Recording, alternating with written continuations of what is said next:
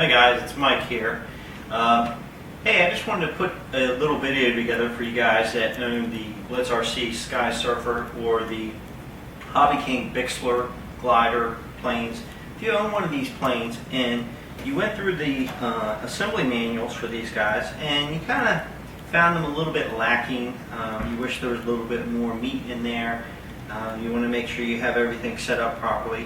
So I want to just go through some suggestions for these planes on some improvements that you might want to make, and you know, in the end they'll save you some time and some money, and you can take them or leave them. You know, they're just suggestions.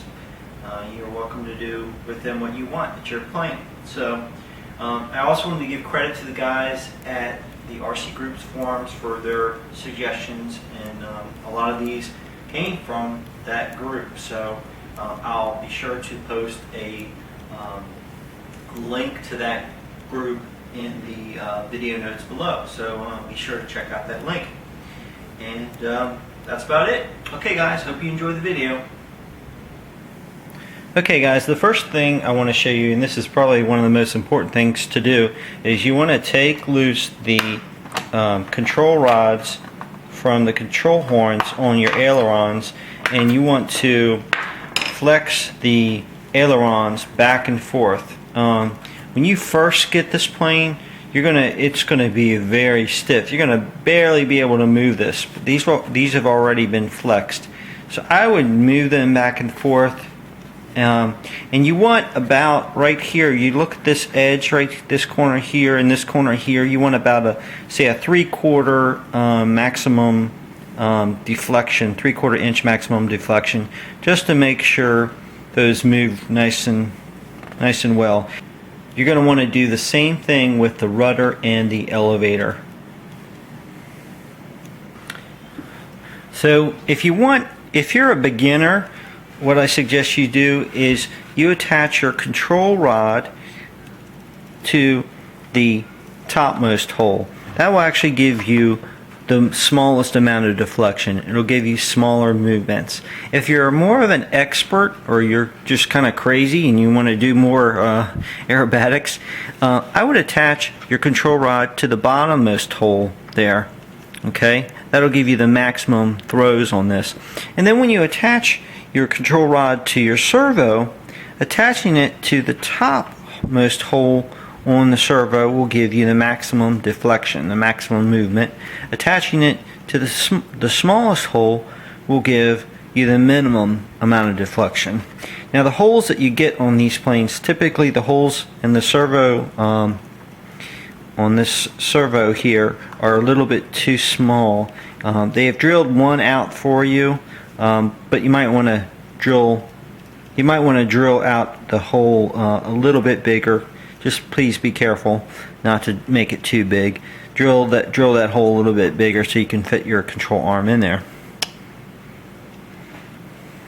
Okay guys, the next suggestion that I have is about the gluing the wings in. I would not glue them in at all, because once you glue them in, they're pretty much permanently glued in, and you can't take them out unless you want to rip them out. There's a bunch of suggestions on the RC Groups forums on how you can attach the wings without them being permanently glued in.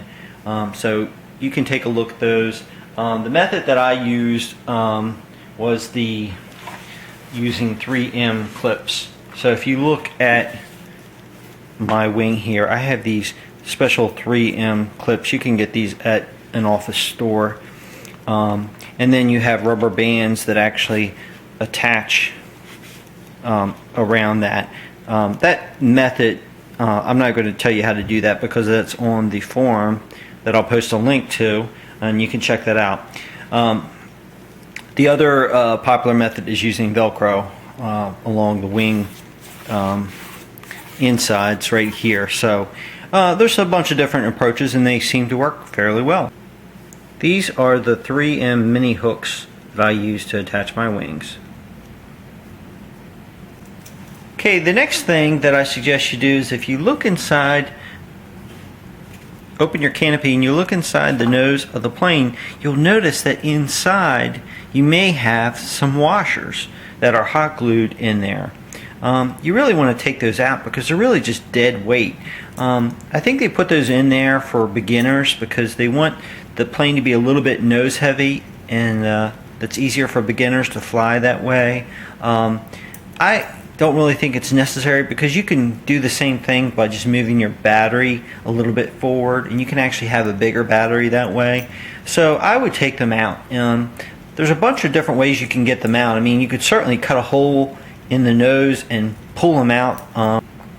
There's a much more eloquent way of doing that, and that is you just take about 1 or 2 cups of water, boil it in your microwave, and then make sure you have all the electronics out of your plane when you do this. So this is a step you probably want to do early on.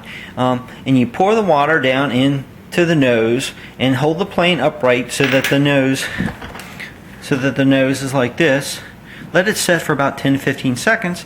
It'll melt that glue, and then take some long nose needle nose pliers and just gently pull those washers out of the nose. Okay, they should come out pretty easily within about 10 to 15 seconds.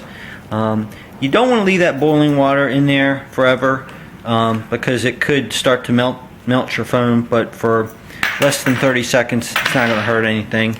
And then when you're done, just take the plane, tip it over, pour that water back out, just so you're not leaving it in there, and it can, the washers can come out beautifully.